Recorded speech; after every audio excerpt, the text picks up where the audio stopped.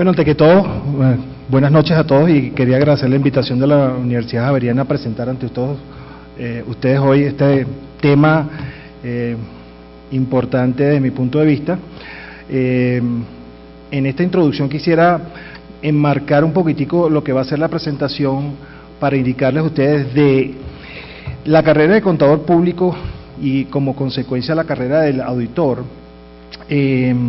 Está impregnada o está influenciada mucho por los Estados Unidos de América, ¿no?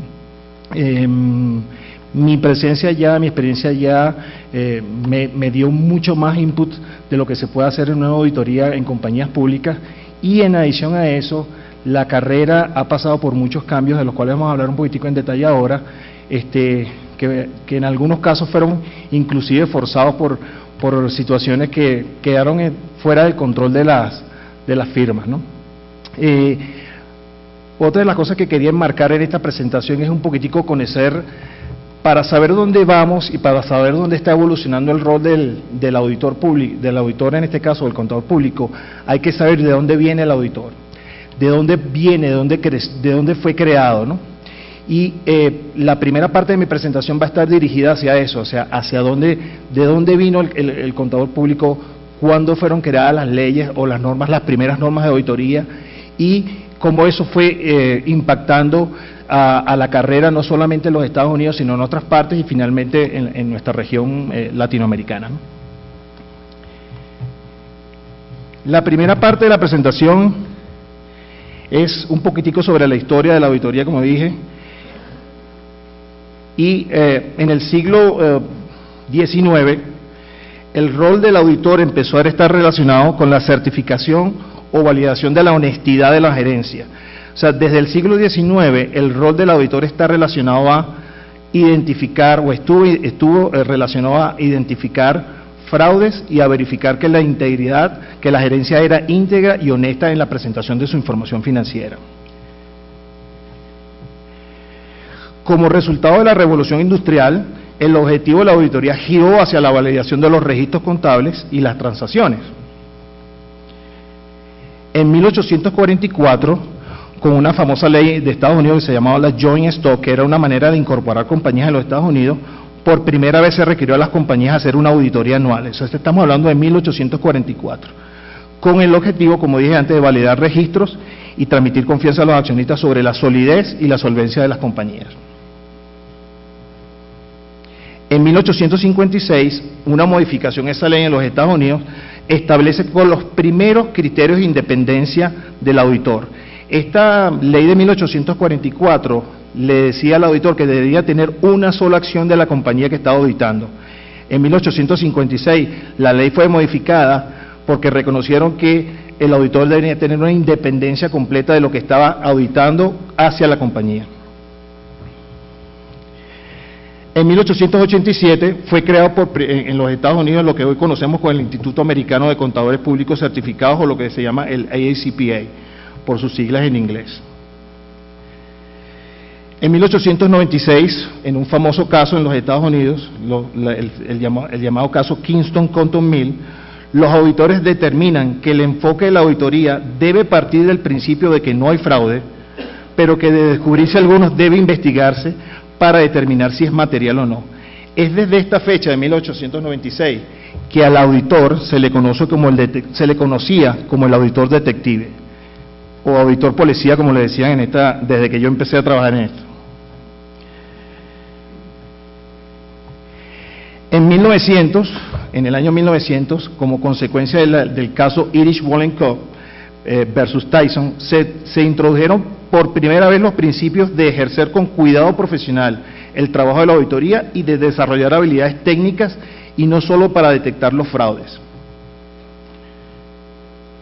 En 1917, la ACPA comenzó con la emisión de guías contables y de auditoría para la realización de las auditorías. En 1929 se emite la primera guía dedicada exclusivamente a la realización de auditorías. Este tema también es importante, pero lo vamos a ver un poquitico más adelante. En 1933 se crea la Ley de Mercados de Capitales Americano, que es la que rige las primeras ofertas públicas de acciones en los Estados Unidos, y en 1934 es creada la Comisión de Valores de la SEC en los Estados Unidos, que es la que rige todos los movimientos y de transacciones mercantiles o bursátiles en los Estados Unidos. En 1936, y esta fecha es importante, la ACPA emite las primeras normas de independencia para los auditores. En 1939 es creado el Comité para Procedimientos de Auditoría por la ACPA, antecesor de lo que se conoce como hoy actualmente como el Comité de Normas de Auditoría Americana, o lo que se llama el APB en Estados Unidos.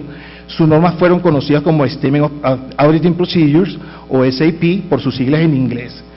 En todo ese proceso se emitieron un total de 54 normas hasta principios de los años 70. En 1961, Gran Bretaña emite por primera vez principios de auditoría, que luego serían reemplazados por normas y guías de auditoría en los años 80. En 1972, los estándares Audit Procedures pasan por un proceso de consolidación y son renombrados como normas estándar de auditoría, o lo que ustedes han escuchado por ahí, los SAS, por sus siglas en inglés.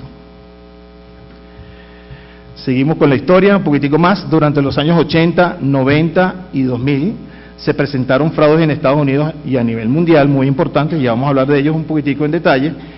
En 1992, por primera vez, introducido el marco conceptual de control interno por la organización COSO, que es la que actualmente se usa para efectos de evaluaciones de controles internos por esta famosa comisión americana. En el año 2002 se creó la ley Sarbanes-Oxley por los famosos senadores americanos, los cuales introducen un cambio importante en la auditoría. Yo diría, vamos a hablar un poquitico más en detalle de esto, pero es un cambio que no fue producido por la profesión, sino fue forzado por las circunstancias, ¿no? En el año 2008 se representa la primera crisis económica en los Estados Unidos, se presenta la famosa crisis económica en los Estados Unidos, una recesión bastante importante y fuerte que, bueno, causó todos los problemas que estamos viviendo hoy en la economía, y se comienza otra vez a evaluar el rol del auditor, ¿no? Cuando digo que comienza a evaluar el rol del auditor otra vez es porque en el 2002 no la profesión, sino las entidades externas y reguladoras empezaron a evaluar el rol del auditor para ver si lo que estaba haciendo estaba bien enmarcado, y era lo que estaban esperando las compañías y los inversores y las entidades reguladoras de esas compañías, ¿no? Bueno, ya enmarcando un poquitico la presentación, es importante también, como el título es el rol del auditor ante compañías públicas, darles un breve resumen de lo que significa estar en la Bolsa de Valores de Estados Unidos, ¿no? Como le dije antes, el registro se hace en la SEC y se hace a través normalmente de una oferta inicial de acciones usando las reglas de 1933, o registro de acciones usando las reglas de 1934. La diferencia entre uno y otro es que uno es la oferta inicial y la otra es la segunda oferta o las siguientes ofertas que tiene la compañía, y en estas reglas de 1934 se crean las reglas de los registros periódicos que tienen que hacer las compañías que cotizan en la bolsa. Aprobación por parte de la SEC en este punto comienza para las compañías su obligación de reportar periódicamente a la SEC, y comienza a jugar el rol del auditor, ¿no? El auditor se empieza a involucrar en la auditoría de los estados financieros y también empieza a participar en las revisiones trimestrales de los estados financieros de las compañías que cotizan en la bolsa. Eso se llama normalmente, para los que hayan escuchado estos términos, los reportes anuales son los famosos 10K, y los reportes trimestrales son los famosos 10Q. Para las compañías que no son domésticas en los Estados Unidos, el reporte anual se hace a través de una forma que se llama 20F. Aquí tenemos un ejemplo, en Colombia tenemos 2 o 3 ejemplos, creo, 2, Aval, Ecopetrol, y creo que hay un tercer ejemplo que tiene obligación periódica en los Estados Unidos de presentar información. Otra cosa importante, las compañías, creo que igual que en Colombia, deben presentar información relevante al mercado cuando esto ocurra. En los Estados Unidos, cuando eso pasa, deben ser reportados en una forma que se llama la 8K, para las compañías domésticas americanas. Para las compañías foráneas, esa forma es la 6K. Para cada filing anual de la compañía, el auditor tiene un rol importante: emitir el informe de auditoría a tiempo para ser incluido en el filing. También tiene la responsabilidad de leer el filing para verificar que no haya inconsistencia en esa información, que sean materiales con base al conocimiento que ha logrado él a raíz de la auditoría y las revisiones trimestrales periódicas que ha hecho durante el año. cada filing trimestral de los estados financieros ventorinos es revisado por el auditor, sin tener la responsabilidad de emitir un informe. Eso es muy importante que lo sepan. En Estados Unidos las revisiones trimestrales no le imponen al auditor emitir un informe con su opinión y firmada, solamente tienen que revisarlo y dar una aprobación a la compañía para que publique los estados financieros trimestrales.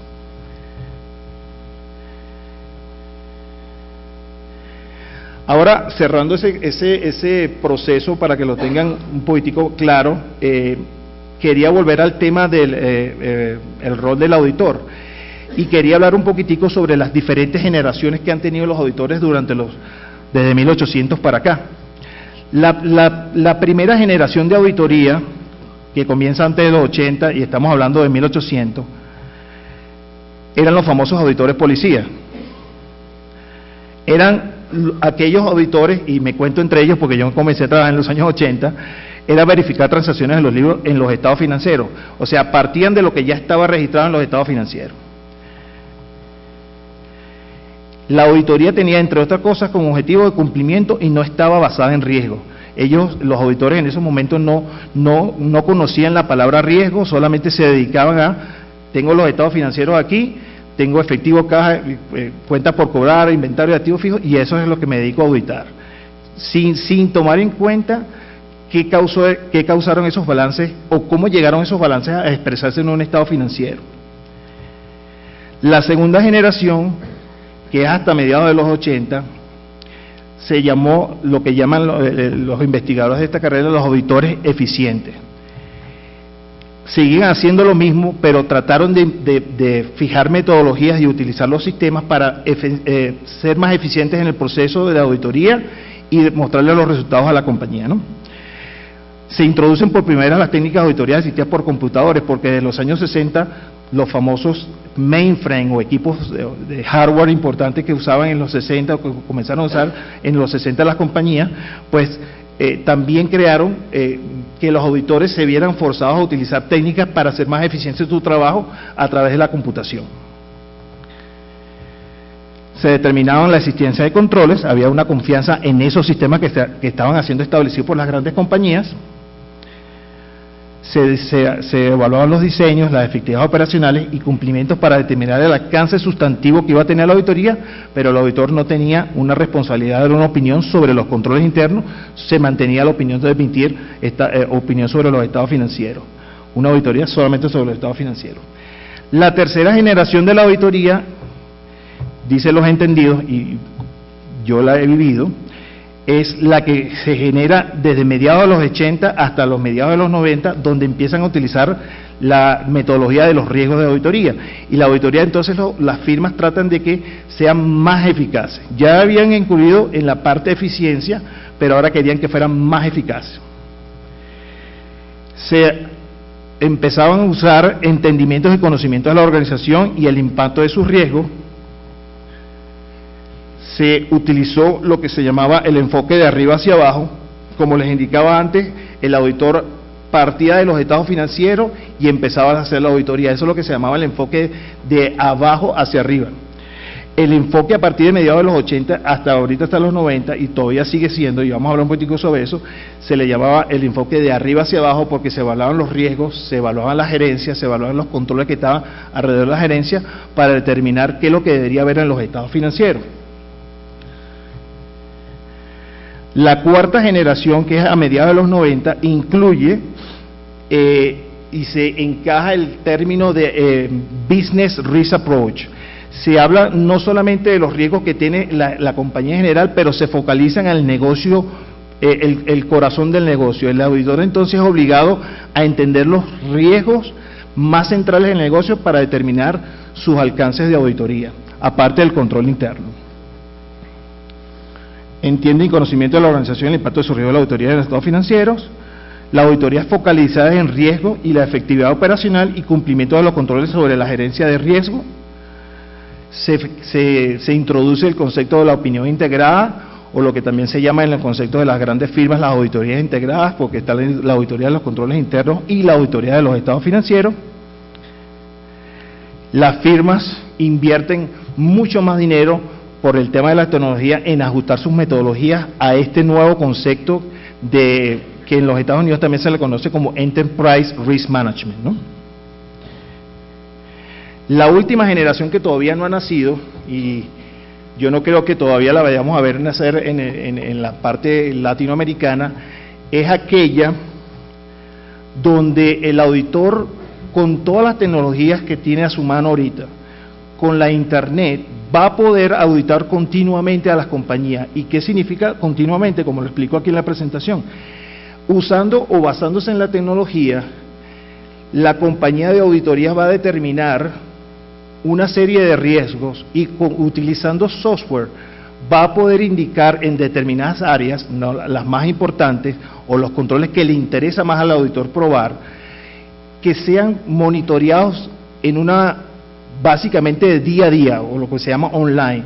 O sea, el auditor va a estar monitoreando con estos software en el futuro, no todavía, que hayan cambios o que hayan posibles violaciones sobre los controles internos y sea reportado de manera inmediata, tanto al auditor como a las personas responsables de la compañía, y el auditor va a poder diseñar un plan de acción en función a ese error encontrado en un determinado momento. O sea que no va a tener que esperar. Aquí es importante mencionar esto. Las auditorías actualmente tienden a realizarse en ciertos momentos del año, como ustedes bien saben, pero esta generación va a trabajar de manera continua haciendo la identificación de los problemas y diseñando planes de acción de manera continua. No va a esperar en un momento a determinar qué ha pasado hasta este año, qué ha pasado en estos primeros 9 meses, estos 8 meses, para poder atender los posibles problemas que puede tener esta compañía. O sea que esta generación está naciendo en los Estados Unidos actualmente, las compañías están invirtiendo en estas metodologías y nosotros quizás las vayamos a ver, no sé cuándo, quizás en el 2020, quizás yo esté retirado, gracias a Dios, de esto. Ok. El rol del auditor, en mi opinión, evolucionó de una manera importante a partir del año 2002. Hace exactamente 10 años. 10 años han pasado desde que el auditor le cambiaron la vida. ¿Gracias a qué? Primero, a unos fraudes importantes que ocurrieron en Estados Unidos, los más importantes, por nombrar dos, Enron y WorldCom. Dos compañías de una firma importante de la cual yo formé parte también, se llama Arthur Andersen, pero lamentablemente se cometieron unos errores y estas compañías se aprovecharon de lo que se estaba haciendo en ese momento, se aprovecharon también de lo que estaban haciendo los auditores para cometer fraudes. Los auditores tenían su grado de culpa, pero las compañías también eran culpables porque se estaban aprovechando de la situación y de las rutinas que estos auditores habían creado en sus respectivas compañías. Se cayó Arthur Andersen, que fue otro evento muy importante en el mundo de las firmas. Se crea la famosa ley de Sarbanes-Oxley. ¿Por qué digo que es famosa? Porque estos dos señores se dedicaron, yo no los conozco, ni conozco su background, pero me imagino que no eran contadores públicos, pero entonces dos personas que no tenían nada que ver con la carrera se vieron forzadas a crear una ley para tratar de controlar los problemas que habían sido causados por la carrera misma, ¿no? Y esto es donde yo digo que nosotros ahora, y lo voy a hablar más adelante, es donde debemos tomar un poquitico de empoderamiento sobre la carrera, y es lo que está pasando actualmente, y yo lo voy a comentar también. La carrera está empoderándose de la situación a raíz del problema del 2008 y está tomando acciones para tratar de cambiar el rol de auditor para evitar que en el futuro el cambio sobre la profesión venga de entes exógenos y provenga de la propia carrera, ¿no? En Europa también se crea la Directiva 8, que es parecida a la de Sarbanes-Oxley, en el 2006, y los japoneses también siguieron esta tendencia y crearon lo que se llama en el término de la SOX, la J-SOX, en el año 2007. Se crea la famosa PCAOB, que es la entidad reguladora de compañías de firmas de auditoría. Es una organización que tiene el objetivo básicamente de regular a las firmas, de verificar que están cumpliendo con las normas y están prácticamente encima todos los años visitando a las firmas. Ellos tienen un proceso para revisar a las firmas, determinan que tienen que ir a visitar a la firma y escogen una serie de clientes y la revisan desde la A hasta la Z.